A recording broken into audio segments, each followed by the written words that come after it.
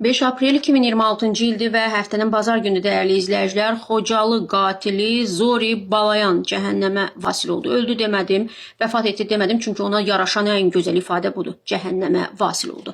Erməni terrorunun məşhur ideoloqlarından biri erməni yazıcı Zori Balayan dünyasını dəyişib. Musavat.com xəbər verir ki, bu barədə onun oğlu Hayk Balayan sosial şəbəkədə məlumat paylaşıb. Qeyd edir ki, Zori Balayan uzun illər erməni millətçi ideologiyasının əsas təbliğatçılarından biri kimi çıxış edib, xüsusilə Azərbaycanlara qarşı nifrət ritorikası və etnik təmizləmələrə bəraət qazandıran çıxışları ilə yadda qalıb. 10 fevral 1935-ci ildə isə Xankəndi şəhərində anadan olmuş Zori Balayan 1-ci Qarabağ müharibəsinə səbəb olan separatçı hərəkatın təşəbbüskarlarından və ermənilərin bədnam miatsum, yəni birləşmə şüarının müəlliflərindən biridir. O 80-ci illərin əvvəllərində yazdığı Ocaq əsəri ilə ermənilər arasında məşhurlaşmışdı. Bu kitabda Zori Balayan tarixi təhrif edərək Qarabağın güya erməni torpağı olduğunu iddia edib. O həmçinin kitabda türkləri və Azərbaycanlıları həm Rusiyanın, həm də Ermənistanın düşməni elan edib. Zori Balayan həm də Xocalı soyqırımının təşəbbüskarlarından da dəyərli izləyicilər. Bununla bilirsiniz ki, 1994-cü ildə Bakı metrosunda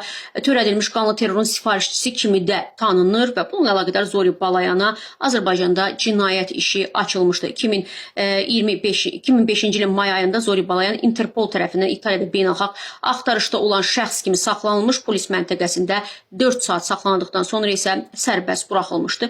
İndi isə o dünyaya, cəhənnəmə vasil olub, necə deyərlər, odunu bol olsun, tonqalı bol olsun, etdiklərinə görə də Allah onun o dünyada cəzasını versin deyirəm, dəyərli izləyicilər.